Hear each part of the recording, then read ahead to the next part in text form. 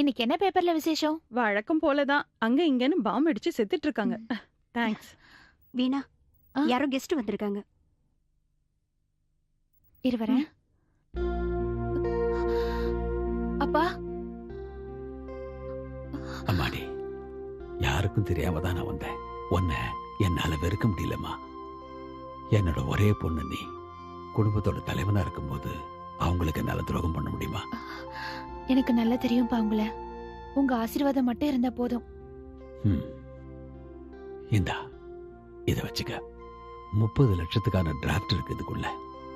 உனக்குன்னு சின்னதா ஒரு வீடு வாங்கணும்னு ஆசைப்பட்டேல்ல, அதுக்குத்தான். நீ நல்லா இருப்பம்மா. வீணா, இங்க பாரு. என்ன? ஸ்பெயின் ராஜகுமாரி யூஸ் பண்ண நகைகளை எக்ஸிபிஷன்ல வச்சிருக்காங்களாம். ஏசியாலே இங்க மட்டும் தான் நடக்க போதாம்.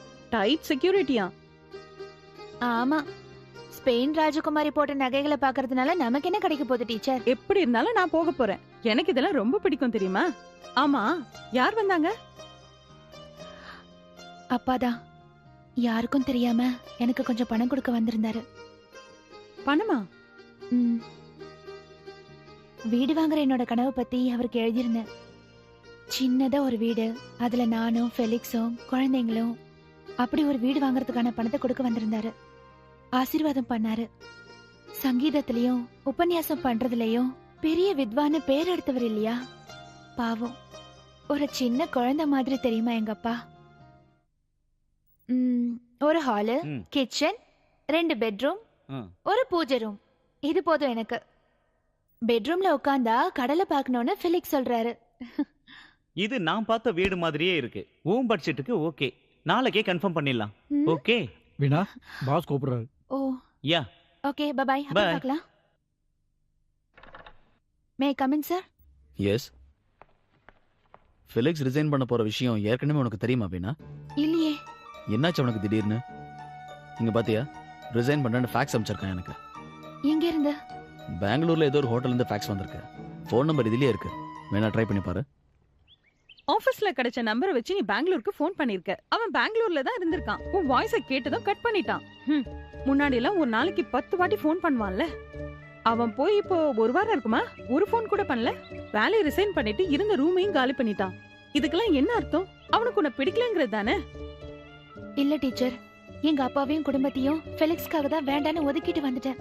ஆனா சச்சா, அப்படிலாம் இருக்காது. நான் உனக்கு ஒரு உண்மையை சொல்றேன், கேட்டுக்க.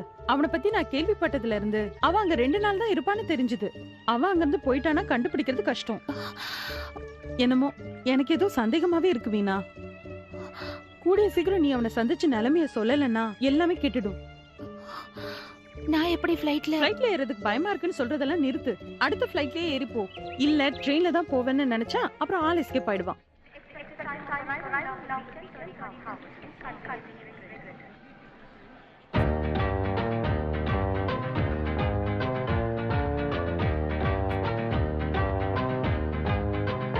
கடவுளை யார்கிட்ட போய் கேக்குறது?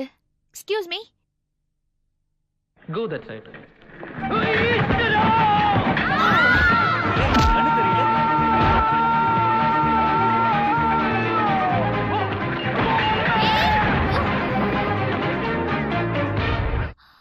ஐயோ தள்ளுங்க ப்ளீஸ். போயா. Oh my god. அப்படியாங்க. அது என்கிட்ட கொடு. What is it? No problem. It's my pleasure. Take it. No problem. இது உங்க பேக் தான். அது சரி, இதெல்லாம் உன்னோட பேக்கா? You stupid idiot fool. ஏய் போடா. அப்ப உன்ன மாதிரி பொண்ணுங்களுக்கு ரோஷம் கூட வரும். நடக்கிற வழியிலேயே வண்டியை தள்ளிட்டு வருவ. கொப்பத்தா. கண்ணு தெரியல உனக்கு? இது பப்ளிக் பிளேஸ். தரைய பார்த்து நடக்கணும். குருட்டு முண்டம். என்னது? என்ன சொன்ன? குருட்டு முண்டோன்னு. இன்னொரு வாட்டி சொல்லு. குருட்டு முண்டம். இன்னொரு வாட்டி சொல்லு. குருட்டு முண்டம். நீ எதுவும் சொல்லுவ, இதுக்கு மேலயும். ஐயோ, என்ன தூக்குறாங்களே. குருட்டு முண்டம், குருட்டு முண்டம், குருட்டு முண்டம். தள்ளிக்க.